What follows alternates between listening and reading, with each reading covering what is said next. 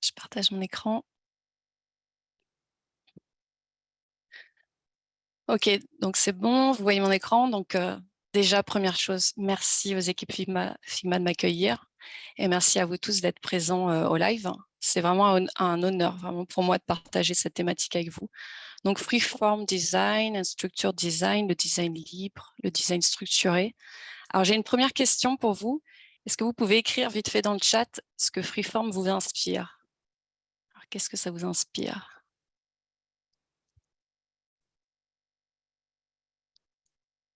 La danse, Apple, créativité, spontanéité. Ouais, voilà. Donc, en fait, le freeform, c'est un peu la liberté, c'est un peu traduction, flexibilité, créativité. Et qu'est-ce que ça vous inspire, structured? Est-ce que ça vous inspire l'opposé ou pas? Un process, un cadre, voilà, l'organisation, la rigueur, les process, les règles. Et en fait, on imagine mal comment faire coexister ces deux principes. Est-ce qu'ils doivent être partagés de manière équitable dans le design process? Est-ce que les designers devraient être spécialisés dans l'un ou dans l'autre? Puis en fait, comment ça se matérialise? Et en fait, j'ai pas de réponse, désolée. Et en fait, tout dépend de notre contexte professionnel. On peut faire partie d'une entreprise bien installée ou bien faire partie d'une start-up. On peut travailler dans un cadre super normé ou plutôt flexible. Et on peut être dans un contexte où les prises de décision, elles prennent des semaines, des mois, ou elles peuvent être prises le jour même. Et en fait, est-ce qu'on a la capacité de faire bouger les lignes? Enfin bref, du coup, vous imaginez bien que ce que je vais vous présenter est complètement lié à mon contexte, au contexte de mon équipe, et j'espère que ça vous inspirera, que ça vous donnera des idées pour votre contexte. Donc justement, mon contexte, eh bien, sachez que je suis libre, mon équipe est libre, dans un contexte assez structuré. Donc je fais partie d'un mastodonte qui s'appelle Amadeus. Ça vous parle peut-être pas, car c'est une entreprise principalement B2B, mais si vous avez voyagé, vous avez sûrement utilisé les solutions Amadeus, car Amadeus est derrière la plupart des applications qu'on utilise pour voyager. La recherche de voyage à la réservation, que ce soit pour le vol, l'hôtel, les loisirs, mais aussi derrière la gestion de l'embarquement, des bagages, des retards. Voilà. Et les clients, nos clients sont des compagnies aériennes, des aéroports, des hôtels, des agences de voyage, bref, toute entreprise en fait impliquée dans le voyage. Et pour améliorer l'expérience de, je dirais, centaines de millions de voyageurs chaque année, on est plutôt nombreux. On est plus de 16 000 employés répartis dans plusieurs pays, donc environ 150 nationalités parlant plus de 60 langues. Et en fait, cette diversité a fait notre culture d'entreprise. Et ça fait d'ailleurs écho au monde du voyage finalement. Et moi, je suis basée dans le sud de la France, à Nice, Sophia Antipolis, mais on travaille tous ensemble à travers le monde et de n'importe où. Personnellement, j'aime bien être à la maison, comme aujourd'hui, mais j'aime bien aussi aller au bureau parce que le bureau, c'est comme sur mon background Zoom, je ne sais pas si vous voyez, mais il y a la mer et encore, on ne voit pas la montagne de l'autre côté. C'est super agréable de bosser au bureau aussi. Côté design, on est un peu plus de 120 UX, donc des UX researchers, designers, writers, des design ops, et ce nombre grandit chaque jour. On est répartis dans plusieurs business units, que ce soit des équipes centralisées ou décentralisées dans des product teams ou hybrides. Et on a un design system, la Design Factory, et une récente équipe Design Ops. Bref, la UX, elle est de plus en plus au cœur d'Amadeus, donc c'est vraiment une bonne nouvelle pour nous. Et moi, je suis dans la business unit NextWave. Et en fait, NextWave, c'est l'incubateur des nouveaux projets, des nouveaux produits Amadeus. Et tous les UX chez NextWave sont décentralisés dans un produit incubé. Et pour charger des nouveaux business comme ça, on a tous un mindset un peu startup en commun. Typiquement, c'est fail fast, innovate faster. Ça claque un peu, mais voilà, c'est vraiment le mindset lié à la startup. Et moi, je travaille en fait dans une entreprise comme Amadeus qui est très structurée, très normée pour des raisons de responsabilité, de gestion des risques, etc. Mais je fais aussi partie d'une business unit d'innovation où la créativité, la rapidité sont super importants. Et je travaille aussi sur un produit très normé, Traveler ID. Et il a pour objectif d'aider le voyageur dans l'organisation des documents de voyage, donc le passeport, le visa, le certificat de vaccination. Vous avez vécu le Covid. Et de faciliter aussi le contrôle de ces documents via la vérification automatique avant le départ, si possible, mais aussi grâce à la reconnaissance faciale, par exemple à l'aéroport. Et on est 3 UX sur ce produit, 2 UX designers, Anne et moi, et Kate en UX writer. Et si besoin, on travaille avec des cabinets externes ou des UX researchers d'autres équipes pour des besoins temporaires, enfin quand il y en a besoin sur les sujets. Et en 2 ans, Traveler ID a vérifié plus de 23 millions de documents via les canaux de plus de 20 compagnies aériennes. Et puis, mais aussi, il ne faut pas oublier le reste de l'équipe, et on est environ 50. Et c'est important de le dire qu'on est nombreux parce que tout le monde est impliqué dans notre design process à des moments, mais pas tout le design process, à des moments appropriés et de manière libre ou de manière structurée. Alors, notre design process, il est inspiré de plusieurs frameworks. Donc, Design Thinking, Double Diamond Model, Lean UX pour les plus connus. On a testé plusieurs approches, mais aujourd'hui, je dirais que ce sont ces étapes itératives qui nous correspondent le plus. Pourquoi? Parce que chaque étape, en fait, s'aligne sur les étapes de préparation du backlog produit. Donc là, on a les initiatives, ensuite les epics ou features, les user stories, et ensuite, on est vraiment dans l'itération. Mais aussi, chaque étape, elle est organisée pour optimiser la collaboration avec l'équipe et les prises de décision aussi avec tous les stakeholders, les users et les clients. Et surtout, chaque étape, elle est aussi définie pour optimiser notre productivité. Et pour optimiser la productivité, eh bien là, j'ai pris une petite citation de Steve Jobs, il faut donner les bons outils. Et l'environnement de travail, ça fait partie de ces outils. Alors, c'est vrai que l'environnement de travail, pour être productif, ça dépend de chacun de nous, c'est vrai. Mais en fait, grâce aux neurosciences, on sait aussi qu'il y a beaucoup de similitudes entre nous tous en tant qu'humains. Alors, notre design process, en fait, c'est construit avec nous au centre aussi, collaborateurs. Et si je reviens au design process, eh bien, pour ideate, pour l'ideation, on a besoin plutôt d'être dans un environnement freeform, et pour build, dans un environnement structuré. Et je vais me concentrer aujourd'hui sur ces 2 steps dans le design process pour vous présenter le freeform et puis le structured, même si ces principes s'appliquent aussi ailleurs. Ça pourrait s'appliquer évidemment sur la partie discovery, la partie analyse. Freeform. Alors voici, j'adore cette image. Personnellement, l'environnement qui me va bien pour trouver des idées et innover, c'est ça. Et je ne parle pas de regarder mes enfants courir. Je parle juste, c'est moi, j'aime carrément sauter dans le sable comme ça. Mais au travail, pour trouver des idées innovées, on est un peu loin de cet environnement, même si nous, on a la mer pas très loin. Et en fait, on rencontre plein de problèmes. Il y a la pression du temps. Il faut estimer des choses difficilement estimables puisqu'on part de rien. Et puis, il faut s'y mettre et il faut faire face aux distractions. Les notifications Teams ou Zoom, les emails, les multiplications des meetings. Mais il y a aussi des distractions de l'environnement ambiant, en open space ou à la maison. Par exemple, quand les enfants rentrent de l'école ou quand il y a quelqu'un qui crie. Enfin, voilà. Et côté solution, il faut jongler avec les opinions de chacun. Parce que beaucoup se considèrent comme l'utilisateur moyen et cherchent à nous influencer. Et puis, il y a la pression, car vous savez, les UX sont des licornes. On attend d'eux qu'ils fassent tout, la recherche, le design, le visual design, et bien sûr qu'ils soient experts dans tous les domaines. Enfin bon, on a beaucoup de pression. Et enfin, ça va faire peut-être un peu débat, mais dans les problèmes, pour le freeform, il y a aussi le design system. Alors, j'ai repris une illustration d'Audrey Hack que j'estime beaucoup, et je suis désolée de la présenter dans un contexte un peu péjoratif, mais voilà, un design system, ça peut aussi être perçu comme un problème. Parce que ça apporte un référentiel unique, ça apporte de la cohérence, ça permet de nous concentrer sur le produit, mais c'est parfois un frein à la créativité. On peut se retrouver inconsciemment à designer d'une manière prédéfinie. Et quand on travaille comme dans mon équipe sur des nouveaux business, on peut se sentir un peu cloisonné. Alors, dans mon équipe, on a progressivement trouvé des idées pour résoudre tous ces problèmes. D'abord, pour arrêter les distractions et le bruit, on a décidé de se bloquer des demi-journées de non-disponibilité. On bloque notre agenda, on n'est pas dispo. On se met sur Teams en out of office ou do not disturb. Et pour l'environnement ambiant, on s'est détendu sur l'organisation de la journée. On se dit qu'on peut aller et venir au bureau comme on veut, ou alors faire des journées deep work coupé du monde à la maison. Puis si on est bloqué devant une page blanche, si c'est la panique, eh bien on s'arrête, c'est pas grave. Parfois, il faut laisser la nuit pour se réinventer. Et pour pallier à la contrainte de temps, alors déjà, on est passé en Kanban dans Safe, mais bon. Et on est en No-Estimate. On a poussé pour ça.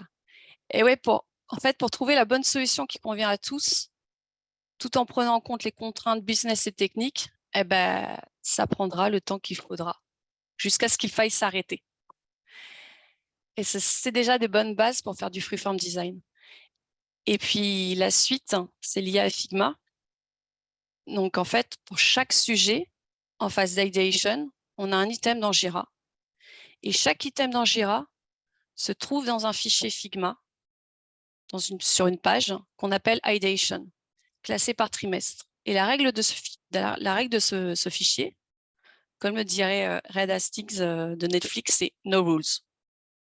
Donc, on peut mettre des photos de dessin, coller des screenshots, utiliser ou non le design system, détacher les composants, choisir à la pipette les couleurs, oublier les design tokens, c'est quoi ça? Bref, pas de limite, sauf une peut-être, enfin c'est même sûr, c'est être compréhensible par tous pour faciliter les feedbacks, etc. Bref, en fait, optimiser la collaboration. Et je vais vous montrer à quoi ça ressemble. Donc, je vais aller sur le fichier. Voilà. Donc là, je suis dans un fichier Ideation qui a été copié spécialement pour l'événement. Donc, normalement, il y a beaucoup plus de pages, mais ces 4 sujets, ils sont pas mal pour donner une idée du freeform. Donc, comme vous le voyez, là, il y a une organisation de fichiers pour une thématique.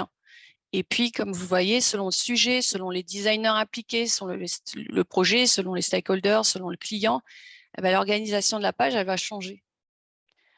Donc, prenons pour exemple cette page. Donc, c'est un sujet, c'était Mix Vaccine. Donc, sur ce sujet, on a itéré pendant 2 longs mois l'année dernière. Je l'ai ajouté exprès. Et il fallait trouver comment adapter la UI en fonction du moteur de règles des vaccins, en prenant en compte les différentes doses, les différents boosters de tous les pays. Bref, c'était vraiment un challenge. Ben, pour ce sujet, déjà, on peut rapidement voir qu'il y a eu plusieurs itérations qui sont datées. Et la dernière, elle est en vert. Mais on voit que pour le source of truth, il faut suivre un lien, car en fait, la solution, elle a été validée, elle a été intégrée à la version 4.5 du produit. On voit également des espaces personnels. Donc là, j'ai Alice, le mien, et puis là, on a celui de Anne, par exemple. Et ces espaces personnels, en fait, c'est l'endroit où l'on diverge. Donc, c'est l'endroit c'est l'endroit où on diverge. Et il y a pas mal de choses. Il y a des essais, il y a des screenshots, etc. Tandis que sur Iteration, ici, sur les itérations, c'est plutôt l'endroit où l'on converge. Et chaque itération, elle est représentée par un cadre. Et par exemple, pour l'itération 2, ici, on a ajouté des ressources variées, donc des screenshots, des cas intéressants pour s'inspirer. Puis on a aussi mis, par exemple, un screenshot, enfin une maquette d'un usability test qu'on avait fait en collant un screenshot et un lien vers le rapport. Et on s'est essayé aussi à plusieurs améliorations à partir des usability tests et en mettant les avantages et les inconvénients à l'aide de petits post-it, des marrons, des verts, etc. Et comme on construit en fait ces itérations à plusieurs, on prend aussi soin de mettre en avant les feedbacks structurants directement affichés plutôt que de les laisser en commentaire ou dans un email. Et comme ça fait office de compte rendu pour tout le monde, pour nous, éditeurs de Figma et les viewers, parce qu'ils sont nombreux, je vous rappelle, on est à peu près une 50aine. Mais cette façon de présenter les choses, ça se prêtait bien pour ce contexte. Pour Recovery, alors le Recovery, c'est le certificat pour si on a déjà eu le Covid. L'approche ici, elle a été construite de manière un peu différente. C'est une approche par matrice. Et en fait, plusieurs idées ont été testées. Donc là, on voit les interfaces aujourd'hui. Une idée 1, une idée 2. Pour une liste exhaustive de cas. Donc, on a plusieurs cas et on voit comment un petit peu l'approche s'illustre dans chacun de ces cas. Donc, c'est parfait de faire une matrice pour ce genre de choses. Et la solution recommandée est entourée de rouge. Tandis que pour les error messages, ici, ce que j'aime bien, c'est l'approche où on met ce qu'on doit savoir, par exemple le good to know, ce qu'on veut savoir, et enfin bon à savoir, et aussi ce qu'on veut savoir, le I want to know. Et ça, c'est une bonne façon de rappeler en fait les faits et les hypothèses non validées pour tout le monde. Et là, on a notre petit sujet, scan passeport, donc c'est plus du tout le Covid. Ici, on a une approche par scénario. Donc là, on a itéré en fait avec le client en racontant des histoires différentes pour vérifier en fait la cohérence de notre idée. Et il fallait que l'idée, elle fonctionne dans chaque scénario et qu'elle soit illustrée pour que ça soit vraiment concret. Donc, on voit qu'il y a plusieurs façons pour itérer et on est plutôt libre de faire comme on veut en fonction du client, du projet, etc. Et on est en amélioration continue. Et justement, c'est en se sentant libre qu'on expérimente le plus de choses. En tout cas, il y a de bonnes pratiques qu'on réutilise souvent. Alors, je vais vous les montrer. Je vais les résumer plutôt. Donc déjà, notre travail, on le met toujours disponible avec des indicateurs de progrès ici. En fait, on veut évangéliser sur le fait que pour arriver à une solution, il y a un paquet de travail en amont. Et on va jusqu'à rendre visible notre réflexion individuelle avec l'espace diverge. On peut se sentir gêné de mettre cet espace visible, mais plus d'une fois, ça a été bénéfique. En fait, je suis sûre que vous vous êtes déjà retrouvé face à un commentaire du type « Mais pourquoi tu n'as pas exploré cette option ?» alors que vous aviez déjà exploré l'option. Bah là, facile, on répond « Oui, justement, j'ai exploré cette option, mais je l'ai abandonnée. Attends, je te montre. » Et bam, tout est là sur la page, juste, bon, ok, c'est un peu en vrac, mais c'est un peu perso. Il y a des petits cœurs, tout ça, mais c'est disponible et on peut y aller vite. Par contre, quand on converge ensemble, on part plutôt sur cette partie itération. Et là, on discute ensemble, on prend des notes et surtout, on prend des décisions. On y va, on n'y va pas, est-ce qu'on itère encore? Et on fait tout ça généralement en temps réel. Mais il est indispensable d'avoir une trace de la réflexion collective pour que chacun puisse en fait diverger et reconverger. Et il faut penser aux collègues qui travaillent, je dirais, quand on dort, en Australie, aux États-Unis par exemple. Il ne faudrait quand même pas qu'ils nous appellent au milieu de la nuit parce qu'ils n'ont pas compris le but de l'itération ou le feedback de l'itération. Donc, pour ce genre de discussion asynchrone avec des time zones différentes, on utilise bien sûr, c'est très pratique, on utilise bien sûr les commentaires Figma, mais surtout on utilise les post-it très visibles. Donc, comme vous avez vu, les good to know, les I want to know ou un post-it summary pour résumer, pour faire un compte-rendu en fait. Mais on peut faire aussi le message, hein, on n'est pas besoin d'être structuré là, on peut aussi faire passer des messages avec des post-it standards jaunes ou en utilisant le widget Voice Memo pour un petit enregistrement vocal de 30 secondes ou même une petite vidéo pour faire plus sympa. Mais bien sûr, pour être plus clair, il faut aussi mettre des flèches.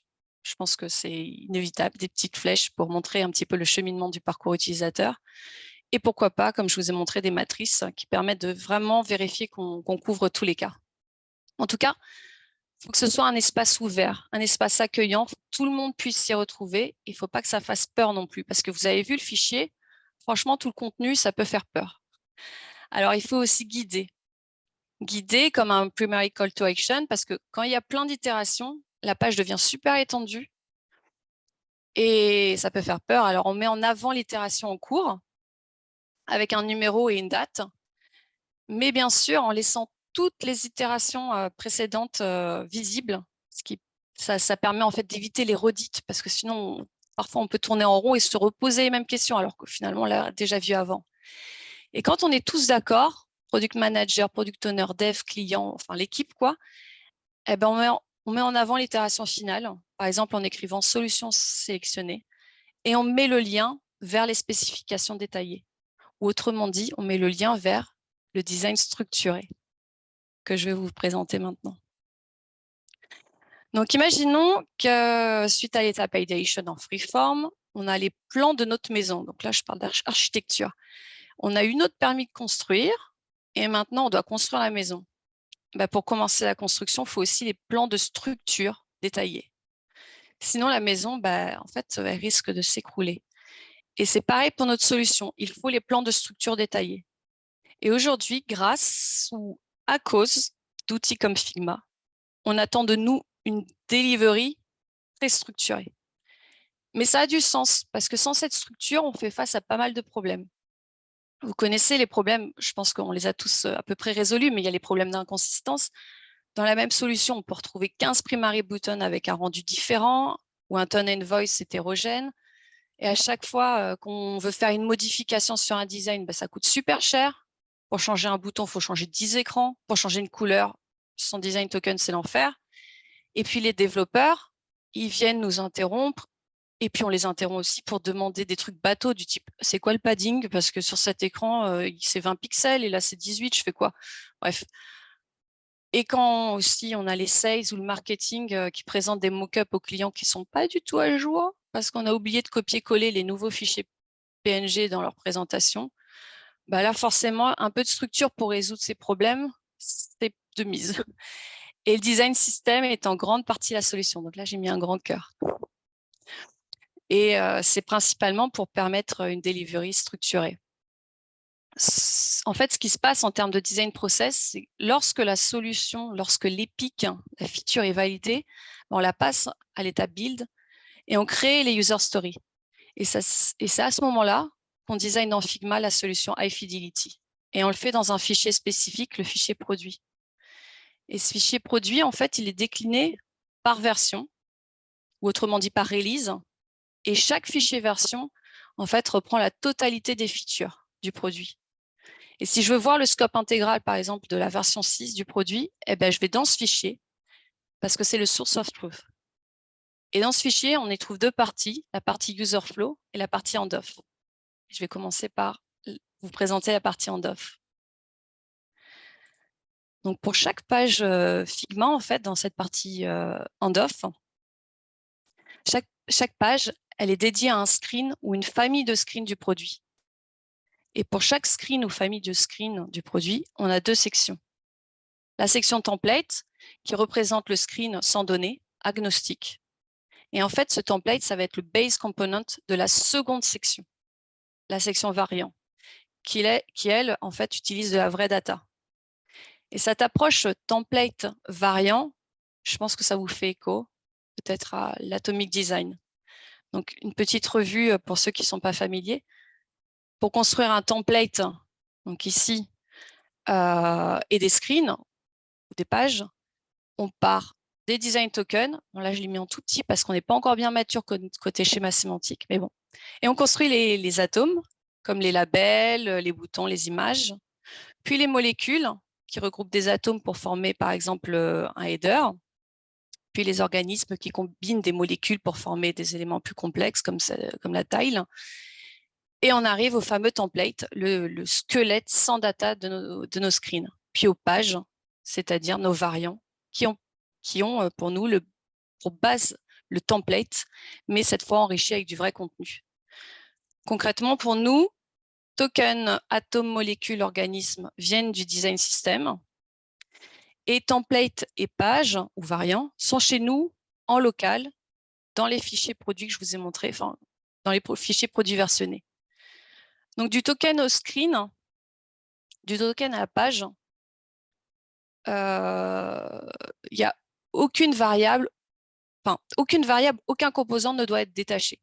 En fait, c'est notre règle à suivre. Et ça demande beaucoup de rigueur. Et c'est là que ça commence, c'est là que vraiment commence l'approche structure design. Et je vais vous montrer comment ressemble cette partie. Donc là, je suis dans un fichier de version.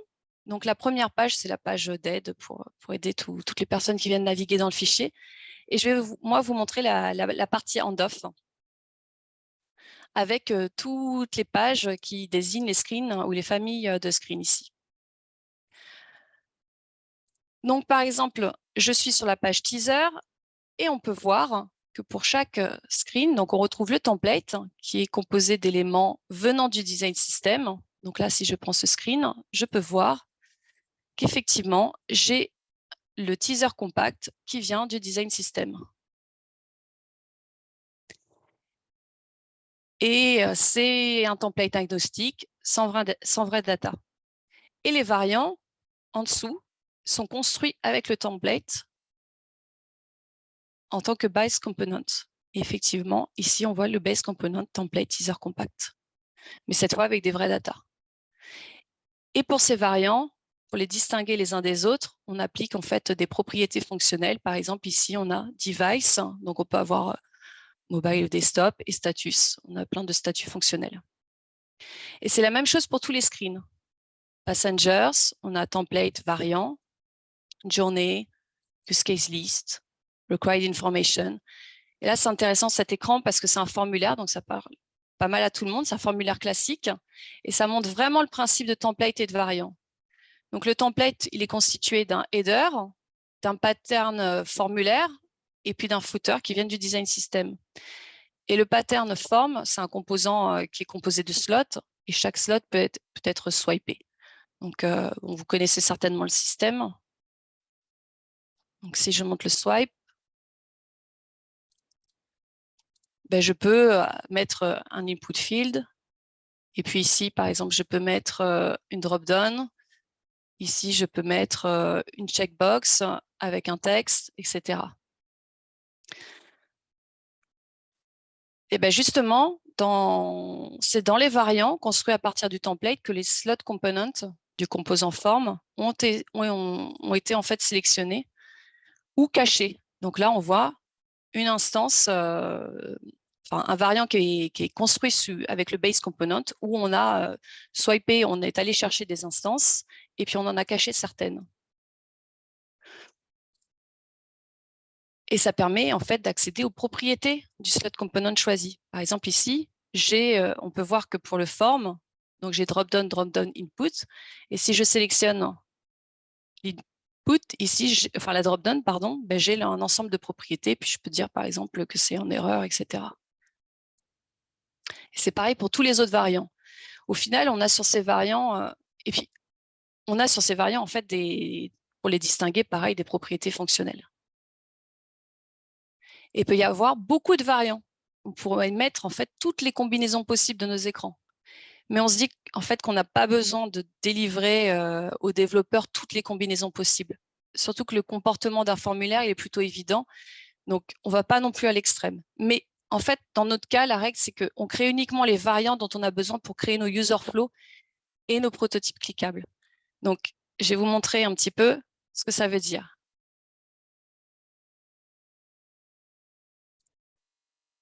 En fait, on part des variants dans la partie handoff et on crée des instances de ces variants pour créer des user flows, des démos cliquables, souvent en fait dans le même fichier Figma, dans le même fichier de version, mais aussi en dehors du fichier. Par exemple, dans un fichier spécifique pour un client ou pour le marketing. Et grâce à ça, quand on fait une mise à jour d'un variant ou même d'un template sur le base component, la répercussion se fait automatiquement pour toutes les instances du fichier local. Donc les user flows et les démos. Et puis si on fait un publish, ça se répartit aussi dans les fichiers externes. Évidemment, pour que ça tienne, la règle, c'est de ne jamais surcharger les instances. Toute modification, elle doit s'effectuer sur le variant. Et si c'est vraiment, vraiment nécessaire de surcharger, non. Il faut créer un nouveau variant. Et ce design structuré, il est très important pour nous parce qu'il garantit que le source of truth est partout. Donc, si on revient dans le fichier de version, je vais vous montrer la section user flow. Et en fait, dans la section user flow, on a les user flows, c'est ce qui permet de contextualiser les variants. Donc, on montre en fait le parcours utilisateur. Donc, on a un user flow là, là, là. Je vais m'arrêter sur celui-ci qui est assez complet. En vert, il y a le parcours nominal ou Golden Pass ou encore Happy Case. Les erreurs sont en rouge. Et puis, on a également les corner cases ou les flows alternatifs en bleu et blanc. Et cet ensemble, et pour toute l'équipe, c'est vraiment indispensable pour toute l'équipe, car un écran ne vaut rien sans son contexte. Alors qu'un user flow, il illustre concrètement la navigation, les différents chemins que peut prendre l'utilisateur. Et les product managers et les product owners s'en servent pour définir le backlog et peak user story. Et les développeurs pour avoir une vision concrète. Et puis, les sales et le marketing s'en servent pour les présentations et les démos. D'ailleurs, on a une page spécifique aux démos souvent, on fait la démo du parcours nominal et si besoin, on fait aussi les parcours alternatifs. Et que ce soit pour une démo ou pour un user flow, en fait, chaque écran que vous voyez ici, c'est une instance d'un variant de la partie handoff. Je vous montre. En gros, vous voyez cet écran-là, Required Information. Eh bien, comme on peut le constater, là, c'est le variant. Donc, si je vais sur le Master Component, on voit que c'est cet écran-là. Et c'est la même chose pour le user flow qu'on a vu tout à l'heure.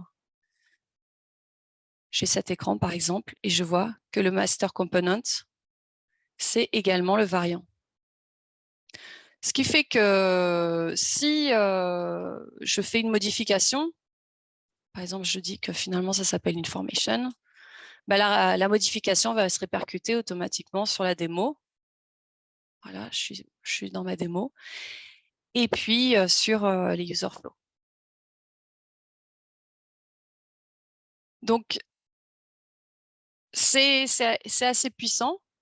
Et pour revenir à la présentation, en fait, on a quelques tips, enfin pour revenir sur les user flow, on a quelques tips rapides pour bien les structurer, mais je vais aller vite sur ce slide parce qu'il y a quelques mois, il y a eu un Figma in the File avec Bonjour RATP, dont Alexia, qui est maintenant designer advocate chez Figma, a bien présenté. Donc, revoyez cette présentation. Ils avaient donné de très bons tips et ça nous a pas mal inspiré pour améliorer notre approche. Mais voilà, vite des tips au passage. Donc, mettre les points de départ et de fin pour indiquer le sens de la lecture du parcours, utiliser les flèches FigJam, parce que maintenant on peut les copier-coller, qui marchent plutôt bien pour les connexions. Organiser en fait les user flows sous forme de diagramme d'activité pour s'assurer de couvrir pas mal de cas. Faire la distinction en fait entre les flows nominaux et les flows, enfin le flow nominal et les flows alternatifs, hein, et même celui des erreurs. Souligner les nouveautés parce que pour nous, dans un fichier de version, ça reprend toutes les features du produit, donc il faut mettre en avant les nouvelles features et ajouter des frames sur les instances des variants pour faciliter l'export. Parce que les viewers, comme ça, ils peuvent plus facilement sélectionner l'écran et l'exporter en PNG ou un autre. Parce que si on ne met pas de frame, on a pu constater que c'était plus difficile de sélectionner complètement. Et bien sûr, écrire de la documentation. Pour les viewers, comme on a vu tout à l'heure sur la première page du fichier, ou même pour les designers. Donc ici, on a une doc pour créer une page, comment créer une page handoff, et puis une doc pour comment créer un user flow. Donc tout ça, ça peut sembler assez conséquent, mais ça ne veut pas dire que ça prend beaucoup de temps. Je dirais même au contraire, si le design system il est bien organisé et maintenu et que les règles sont claires et bien documentées, alors on gagne beaucoup de temps. Et je vais vous montrer ça en direct. Alors imaginez que je sois sur mon fichier de produit version 7.0 et que j'ai une nouvelle feature à designer. Par exemple, la réservation de siège dans un avion. C'est pas dans le scope de mon produit, mais ça a le mérite de parler à tout le monde. Réserver un siège dans un avion. Donc, l'étape ideation est terminée, le scope de la feature a été validé et je dois, après cette partie un peu freeform, designer de façon structurée la feature. Donc, première chose, je vais designer ma feature, je vais faire mes templates. Donc, je vais aller chercher dans le design system ce qui va composer mon écran, mon template. Donc là, j'ai pris un header, je le passe en mobile. Et puis, je vais prendre pour les passagers, parce qu'on imagine qu'il y a plusieurs passagers pour choisir les sièges. Je vais prendre John, 2 passagers. Et je vais ensuite sélectionner une sitemap. Alors, j'ai la 319, la 340. Je vais prendre la 319. J'ai ma sitemap ici. Donc, c'est un super composant qui a été fait par l'équipe Digital Airlines. Et je vais prendre également un petit summary des sièges sélectionnés et puis peut-être un bouton ou même 2. Le bouton, je vais le mettre en large. On va mettre en wording continue pour passer d'un siège à l'autre. Et puis là, je vais mettre un secondary button. Et là, ça va être exit, check-in, parce que souvent, la réservation de siège, c'est pendant le check-in. Je vais structurer un petit peu tout ça. Je vais mettre un auto-layout que je vais appeler footer. Je vais mettre 16 d'espacement et un padding. Très bien. Et les éléments à l'intérieur, je vais les mettre en fill container pour assurer le responsive. Là, j'ai mon content. Donc, je vais faire aussi un auto-layout.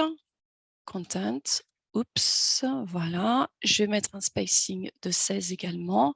Et à l'intérieur également, fill container pour le responsive. Le title, je vais dire select your site. Donc là, le template, je lui mets un petit wording parce qu'en fait, ça s'applique sur tous les variants. Donc, je le mets ici à ce niveau-là. Mais le reste, c'est agnostique. Et puis, je vais lier tout ça dans un auto-layout. Je vais décaler un petit peu quand même. Et ça va être mon template, en fait. Bon, j'ai encore un petit peu de structure à faire. Je vais mettre les composants à l'intérieur en fill container. Très bien. Et je vais mettre une size qui est plutôt orientée en mobile.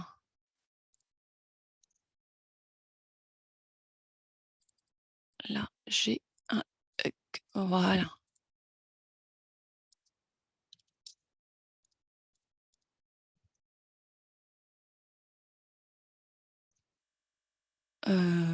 Hop, hop, hop, juste. Voilà, donc j'ai en fait, je fais juste ça. Voilà. Et 16. J'ai en fait mon template ici, donc je vais construire un composant. Template. Je vais lui mettre même un petit background. White. Et je vais lui mettre aussi un scrolling parce que je vais l'utiliser pour faire du prototype. Donc comme ça, il est fait sur le template et j'aurai plus à me soucier du scroll. C'est agnostique. Donc maintenant, à partir de ça, je vais créer mes variants parce qu'il va falloir que j'illustre ma feature de réservation de siège. Donc là, je prends mon base component. Et puis, bon, c'est assez rare si on veut illustrer une feature qu'on arrive et que tous les sièges soient libres. Donc déjà, première chose, je vais peut-être réserver un petit peu, enfin mettre non disponible certains sièges. Donc je vais prendre celui-ci et je vais les mettre en not available. OK, là, c'est un petit peu plus crédible. Donc, imaginons, je suis John Smith et je vais réserver le siège. Donc là, je vais faire mon variant. Il est fait, sitemap. J'ai un variant crédible. Et puis, je vais en créer un autre. Et pour créer un autre variant, eh bien là, ce que je vais faire, c'est que je vais détacher. C'est que je vais grouper les deux en variant. Je vais agrandir un petit peu.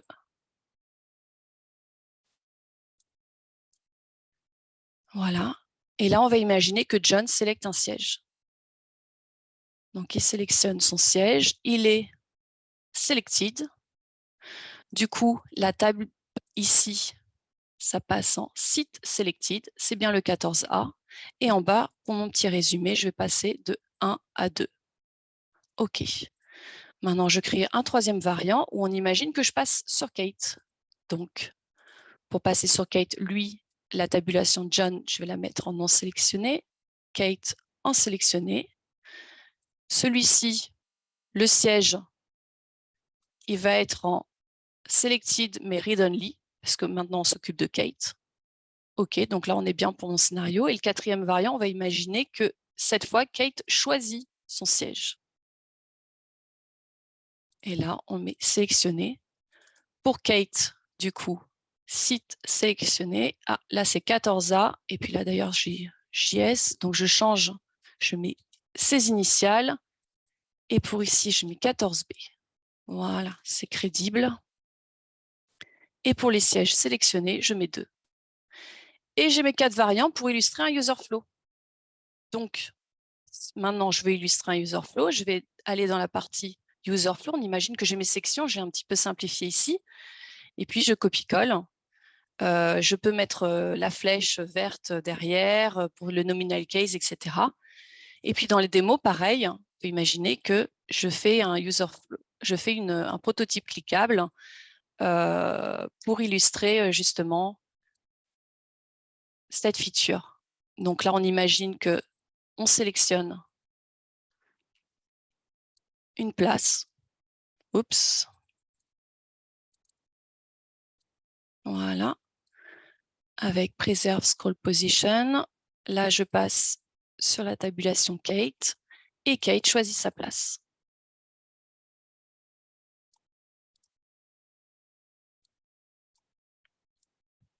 Et si on lance le proto,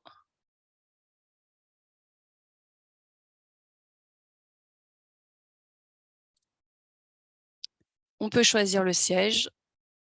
Hop, je sélectionne, je choisis Kate et je sélectionne son second siège. Et je peux bien évidemment scroller, etc.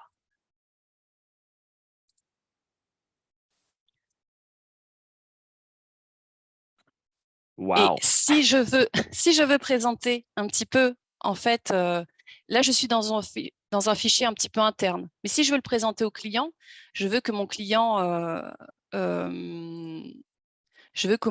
ait son propre fichier. Ben, je copie-colle, en fait, ces écrans sur le fichier client.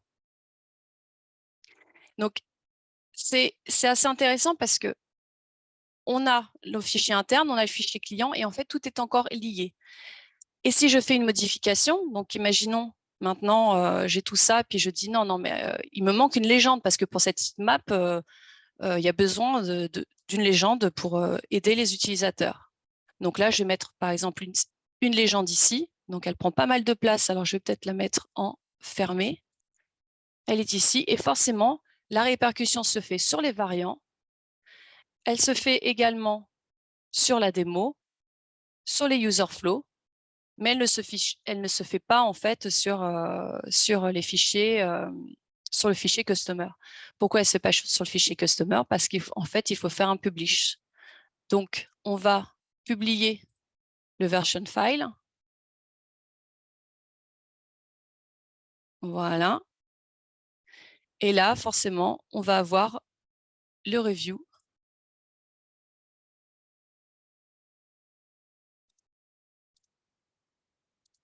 Alors, j'ai dû copier le mauvais fichier, non?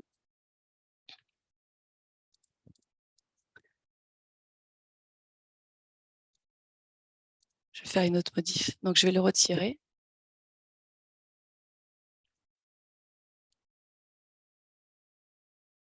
Je fais un publish.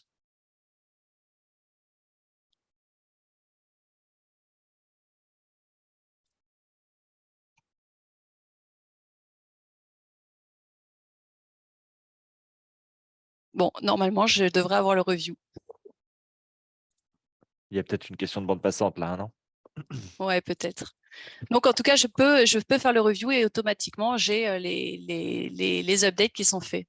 Et ce qui est intéressant aussi, c'est que si jamais je veux en fait que mon user flow du client, je veux un thème spécifique, violet par exemple, je peux aussi passer d'un thème bleu de nos design systems à un thème violet. Et là, la fonction swap librairie, elle est assez puissante. Donc en fait, ici, Figma, ce qu'il fait, c'est qu'il parse tous les styles et les composants de la Design Factory, le design system, qui sont utilisés dans ce fichier, et on va les mettre en relation avec les styles et les composants du même nom dans le Purple Design System. Alors, Figma parse que les composants du premier niveau. Dans ce fichier, en l'occurrence, il ne détecte pas les composants en dessous de notre composant screen, header, button, legend, mais il détecte les styles. Et ça a quand même vraiment beaucoup de potentiel. Donc là, si je lance le swap, automatiquement, là, ça est changé en violet.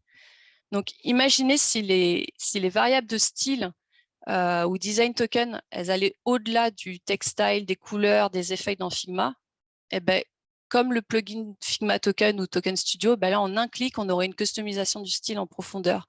Border radius, spacing, assets. Et ça, c'est un sujet sur lequel on travaille. Il n'y a plus qu'à finaliser le schéma sémantique des design tokens et puis ensuite le câbler avec nos design systems. Mais en tout cas, ce que je voulais montrer ici, c'est que la pertinence de faire du multitiming avec nos clients, tout en restant en fait câblé avec le fichier de version source of truth, avec le fichier de version, si on fait une modification dans le fichier de version, Par exemple, on veut retirer dans le variant le clear selection ici, parce que bon, bah, il n'y a aucune sélection de fait, donc ça n'a pas trop de sens de le mettre. Eh bien, oui, ça s'affiche. Enfin, la modification est répercutée dans les user flow, elle est répercutée dans les démos. Et si je fais un publish, elle sera répercutée également dans le customer file. Et il y a le lien qui est toujours présent.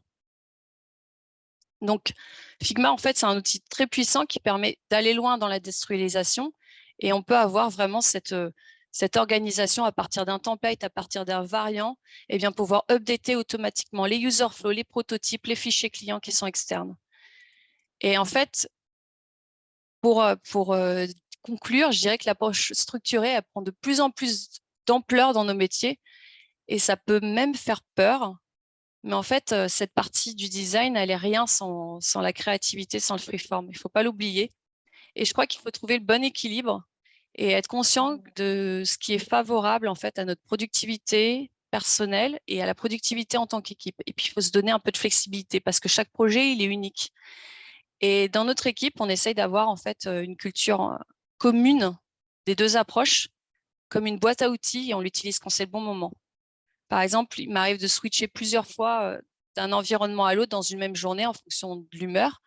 Et pour trouver des idées, moi, j'ai ma petite chaise longue dans mon jardin, un peu comme, ce gars, j'ai mon petit mug, mais j'ai aussi un papier, un crayon et du chocolat. Et puis, je suis dans mon moment de freeform.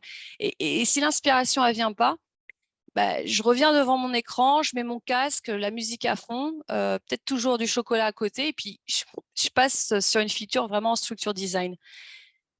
Mais si on me demande ce que je préfère, bah, je sais pas, je saurais pas. En fait, je dirais les deux. Parce que, et je pense que c'est ça qui fait vraiment le truc chouette dans notre métier. C'est ça ce que j'aime moi personnellement dans le métier. Et c'est pour ça que j'ai vraiment été ravie d'avoir été invitée pour en parler avec vous. Donc, je vous remercie. Merci beaucoup à tous. Sachez aussi, petite parenthèse, sachez qu'il y a pas mal d'offres UX en cours chez Amadeus dans différents domaines, pour différentes seniorités, différentes responsabilités. Et il y a même une offre dans mon équipe. Et vous verrez, j'ai mis le lien sur FigJam. Donc, merci beaucoup. Et puis, n'hésitez pas, donc, si vous avez des questions, on va essayer d'y répondre à tous, toutes, offline ou en live. Bon, Alice, déjà, bravo. Je pense que, enfin, moi, j'avais jamais vu ça, du produit en live comme ça, sous mes yeux, sur un de file, et ça décoiffe. Je pense qu'au regard des commentaires et des questions qui ont été posées, je pense que ça a résonné chez beaucoup des personnes qui ont vu ce programme. Il est 12h56. Je fais partie des responsables. On a un petit peu ripé sur le temps, mais je le prends pour moi. Je sais pas, Alice, toi, tu as un call, quelque chose à 13h qui te... J'ai un petit peu de temps, il n'y a pas de Bon, souci. moi, ce que je propose, c'est, on a encore beaucoup de gens qui sont restés tout le long de cette présentation. Je vais laisser la main peut-être à Alexia pour la suite sur les questions-réponses. Et puis, on se laisse le temps d'y répondre. Je propose qu'on puisse se donner jusqu'à 13h10 max. S'il y en a qui doivent partir avant, ils auront de toute façon le replay sur YouTube d'ici quelques jours. Donc, pas d'inquiétude. Allez, à toi, Alexia, c'est parti. Et encore merci, Alice. Bravo. Merci beaucoup, Alice. On a beaucoup de questions, c'est super sympa à voir. On a du love, on a des gens qui veulent travailler avec toi, Alice. Donc, je pense qu'ils auront entendu le petit message. On a pas mal de questions autour de la gestion du design system et des composants. Parce que je pense qu'on a tous vu un peu les super pouvoirs que vous avez créés grâce à tous vos composants. Une des premières questions, c'était est-ce qu'il y a une team actuellement dédiée à la maintenance et à l'évolution de votre design system côté Amadeus?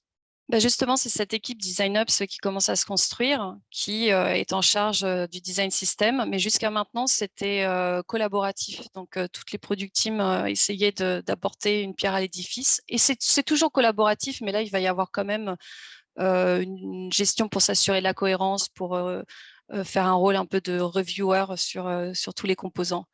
Donc, c'est une team qui est transverse chez Amadeus. D'accord. Pour enchaîner sur la question du coup qui coule un peu de ça, actuellement, lorsqu'il vous manque un composant dans le design system, qui est-ce qui le spécifie? On fait en fait en ticket Jira, on essaye de proposer le composant. Il faut qu'on démontre qu'il y a plusieurs checkpoints en fait, à vérifier pour les termes d'accessibilité, pour vérifier si le tone of voice est respecté, enfin tout un tas de critères. Et puis, on fait une proposition. Et cette proposition, après, elle est priorisée. Et puis, si on est designer, on peut même proposer le composant tel qu'il est fait dans Figma, et puis le pousser. Et puis, s'il est validé, là, on l'intègre dans Figma. Et puis, bien sûr, il est développé.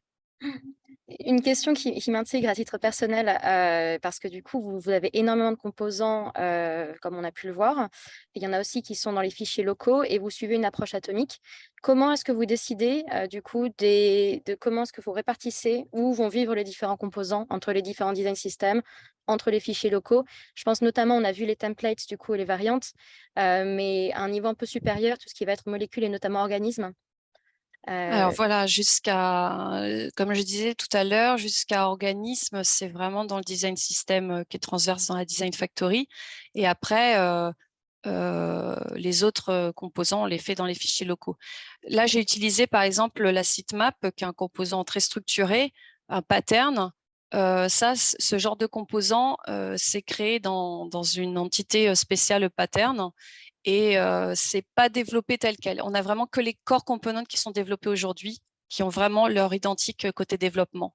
Mais par contre, ces patterns, ils vont nous servir, nous, en tant que designers, pour construire nos designs plus rapidement.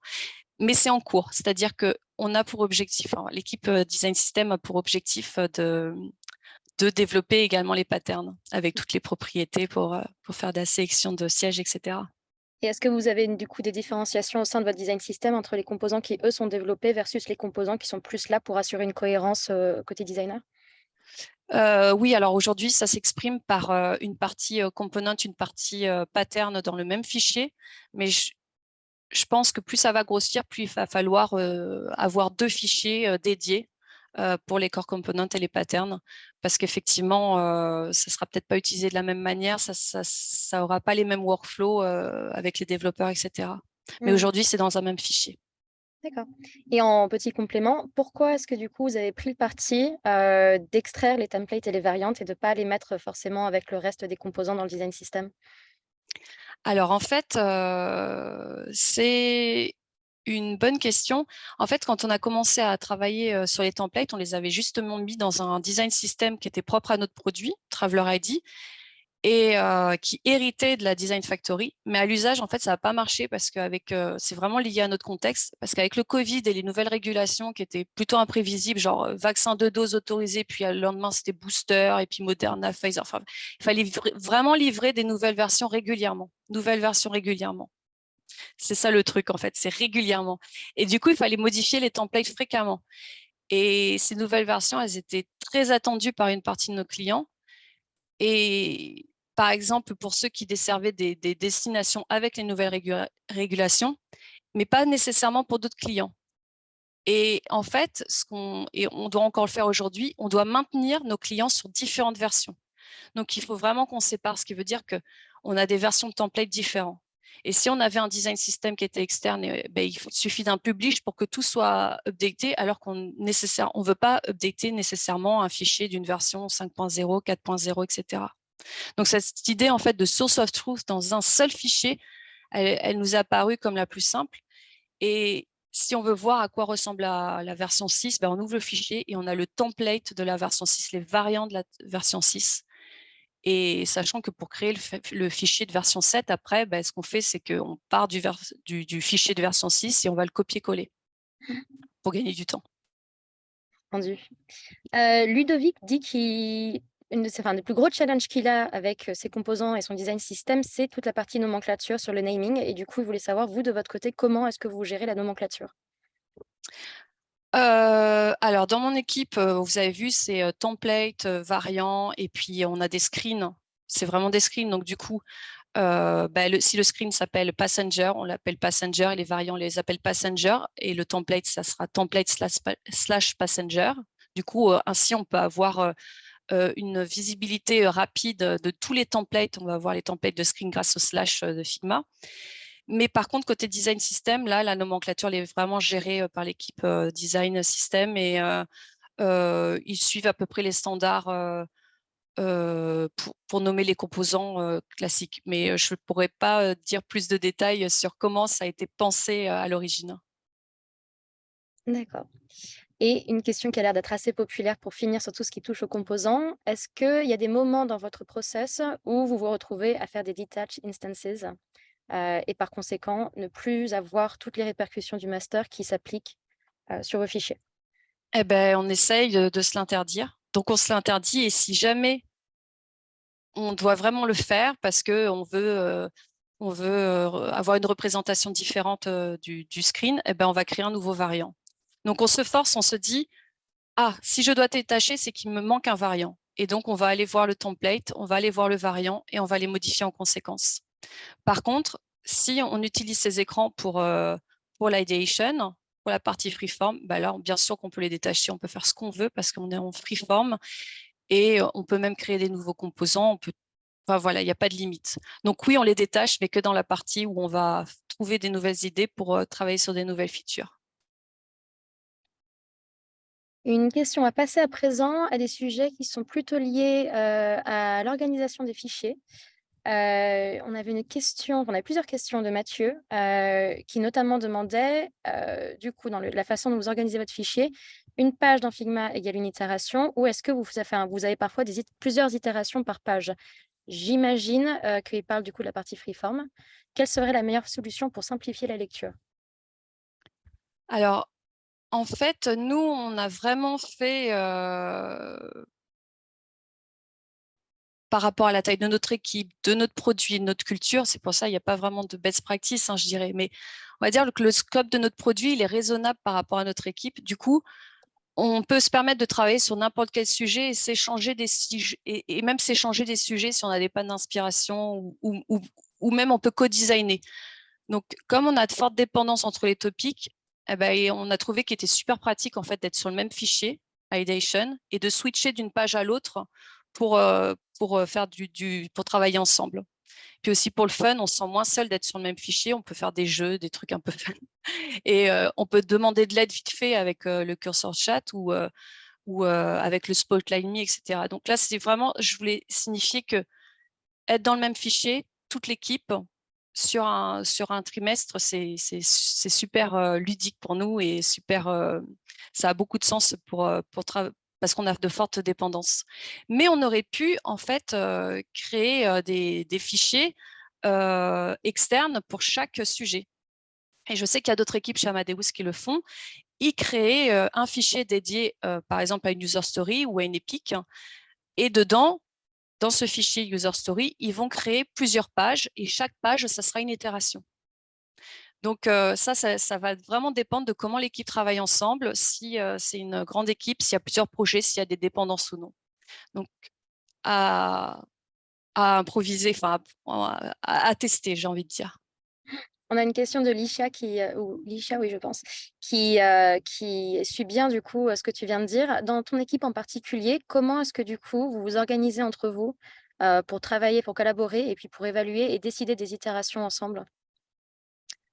Alors, déjà, on essaye de ne pas faire trop de meetings. Alors, on en a fait, mais on essaye de faire Avant, on faisait des meetings, des weekly meetings, c'est-à-dire un meeting par semaine pour partager en fait les itérations. Puis on faisait du real time, donc on invitait en fait les product owners, les product managers et des représentants des tech leads et parfois des devs.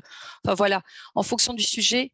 Enfin, on avait un meeting hebdomadaire, donc tout le monde était invité et puis on parlait des sujets comme ça, une fois par semaine.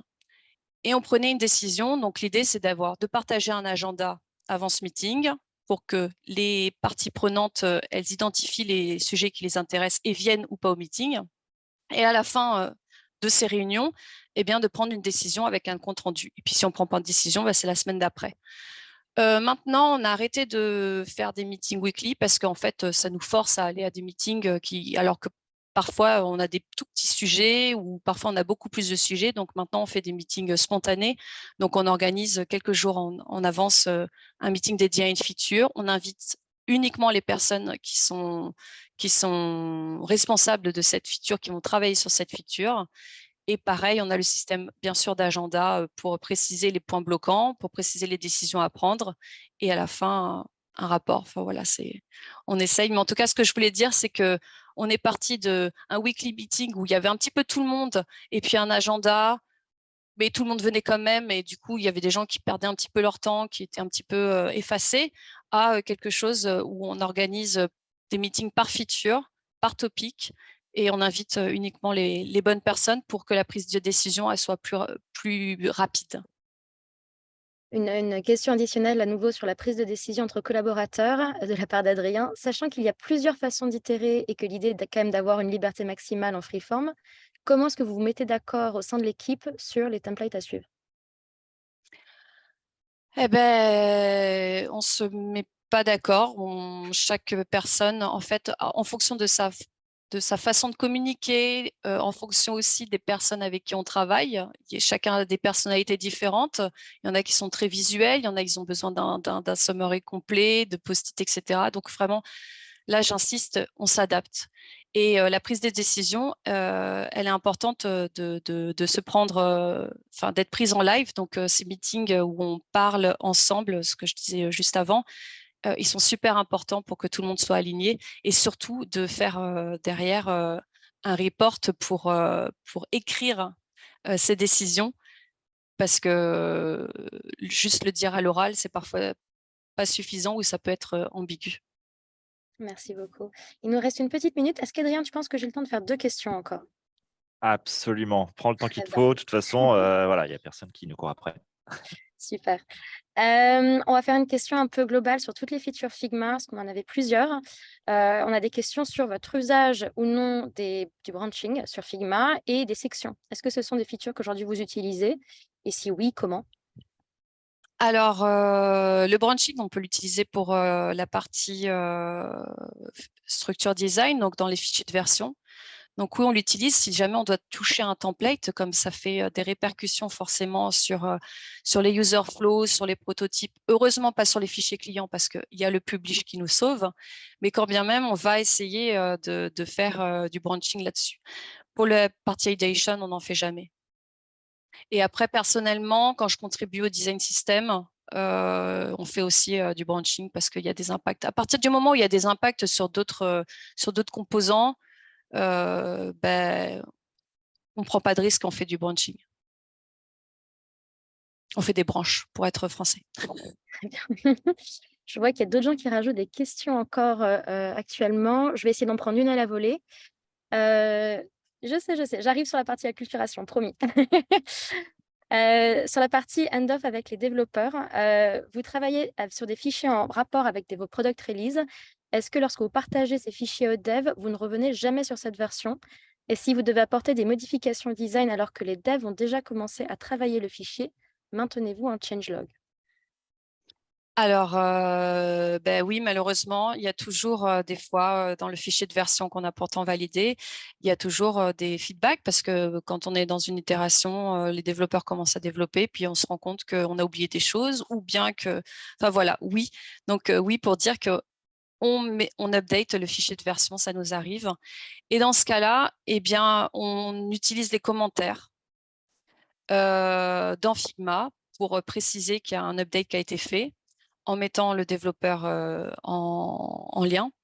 Et aussi dans Jira, on fait un changelog également. Donc, ça se passe principalement sur Jira pour la partie vraiment tracking.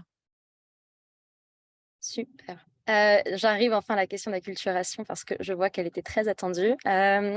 On a pas mal de questions sur qui est un problème qu'on rencontre souvent en tant que designer, qui est comment éduquer nos clients ou nos leaders, nos sponsors à l'UX de façon générale, mais en particulier dans ce cas-là, au processus de no estimates ou à la culture d'entreprise pour essayer de la faire passer au contraire plutôt du freeform vers du structure dans des contextes où ce sont des petites équipes peut-être qui travaillent de façon assez spontanée sur des sujets sans avoir encore énormément de processus mis en place. Est-ce que tu aurais des conseils du coup pour tous ces gens, tous ces designers qui essayent chaque jour de se battre contre la culture qu'ils sont pour essayer de la faire progresser et l'améliorer? Alors déjà, la première chose, c'est de mettre en avant notre travail. Et comme je disais, c'est c'est des liens vers Figma pour qu'ils voient notre travail en cours, qu'ils se rendent compte que pour arriver à une solution, on passe beaucoup de temps, pour que les développeurs voient aussi qu'on va très loin dans la structuration. Donc, pour vraiment mettre en avant la qualité de notre travail, eh bien, j'utilise tous les touchpoints possibles et inimaginables. Donc, ça peut passer par, on a un petit widget dans Confluence pour mettre directement la vue du workspace dans Confluence. Donc, on écrit de la documentation. Dans notre Teams, on a une tabulation où on met les liens vers les prototypes, vers les fichiers de version, vers les fichiers d'ideation. Donc, on essaye vraiment de mettre plein de touchpoints pour déjà attirer les gens vers notre travail. Et puis ensuite, j'hésite pas, dès qu'on parle d'une feature dans un meeting qui n'a rien à voir avec la UX, je dis, si vous voulez voir un petit peu le détail, les illustrations de ce qu'on est en train de se dire, j'utilise souvent le terme illustré. Parce que quand on parle d'une feature, il n'y a rien de mieux que de la voir graphiquement. Et donc là, hop, j'en profite, je mets le petit lien Figma pour que les personnes aillent voir. Et pour le noestimate, eh bien, alors le noestimate, on l'est surtout pour la partie freeform. Pour la partie build, on estime, enfin, c'est plus facile d'estimer parce que là, on a un process bien en place. Et pour la partie ideation, souvent je dis, pourquoi on devrait estimer alors qu'on travaille main dans la main avec les product managers, en fait, ils cherchent des nouveaux business, ils cherchent des nouveaux concepts, ils cherchent des nouvelles idées et on n'estime pas cette recherche de nouvelles idées. Nous, c'est pareil, on n'estime pas cette recherche. Donc, on ne va pas estimer quelque chose qui n'est pas estimable. On va plutôt travailler main dans la main pour trouver une solution. Et puis, quand il faudra s'arrêter, c'est pour ça que j'insistais, c'est qu'on n'est pas non plus dans le monde de oui-oui. À un moment, il faut s'arrêter de réfléchir. À un moment, il faut se dire, bon, quand même, on a des contraintes, on doit livrer quand même quelque chose. Donc, on a itéré 5 fois. La solution, elle est pas mal. La faisabilité technique, on en a discuté. C'est à peu près faisable. Donc, on s'arrête là. Donc, peut-être qu'on peut être frustré parce qu'on n'est pas allé super loin dans la perfection pour la user experience, pour l'utilisateur, mais on a trouvé un bon compromis. Et pour arriver à ce bon compromis, non, on n'estime pas. Parce que si on estime, enfin, on se dit que ça n'a pas vraiment de sens en fait. C'est juste pour de l'administratif. Je serais très tentée de wrap up les questions sur celle-ci, parce que je trouve que c'était une très belle question. Est-ce qu'il y en a, enfin, je vois qu'il y a quand même quelques petites questions qu'on n'a pas eu le temps de poser, ce qui commence, enfin, il est écart. Est-ce qu'on pourra les prendre en asynchrone Oui, éventuellement? je pense que tu as raison.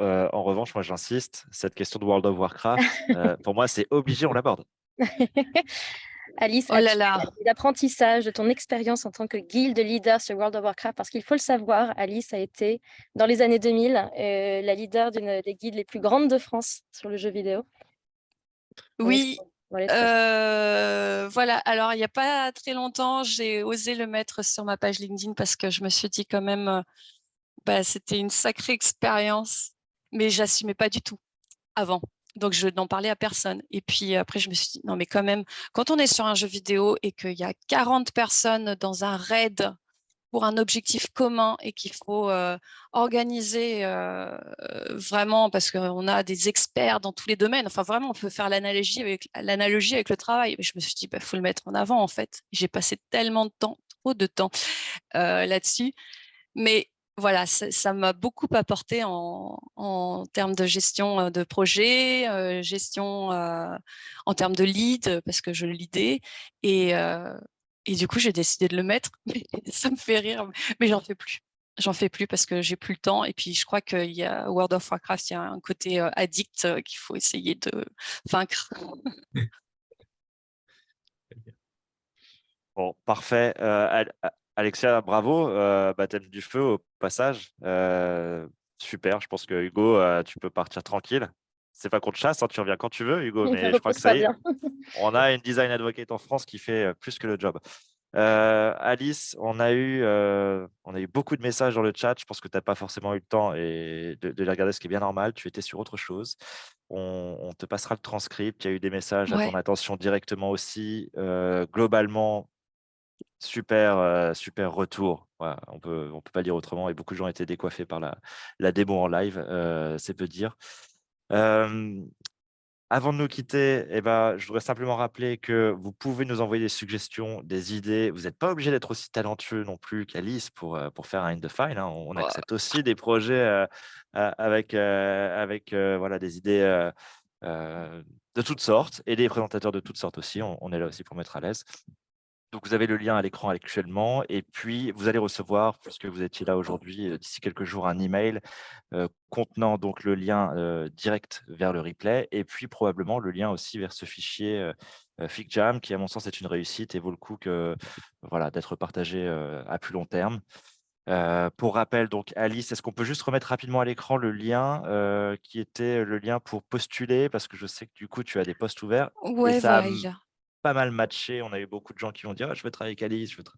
Donc voilà, on le repartage un petit peu à l'écran, rapidement et puis, est-ce qu'on peut aussi conseiller, de pourquoi pas passer via, LinkedIn si vraiment, on veut te poser une question très, très précise sur la Ouais, présentation. Voilà, bon, bien sûr, avec plaisir. voilà et je pense que tout est dit. Mille merci pour ce temps passé ensemble. Hugo qui était hyper malade en début de présentation, je le vois là, il va beaucoup mieux. Donc j'ai l'impression qu'en plus il y a eu un effet médical, donc Ouais. bon, tout le monde était ravi et puis encore une fois, on espère, reprogrammer un In the File très prochainement. C'est toujours beaucoup de plaisir, donc ça fait partie de mes résolutions et je vous souhaite à tous une très bonne journée. Alice, à bientôt. Merci, à Merci bientôt, merci Alexia, merci encore. Bonne Hugo. journée à tous. Merci. Salut. Salut.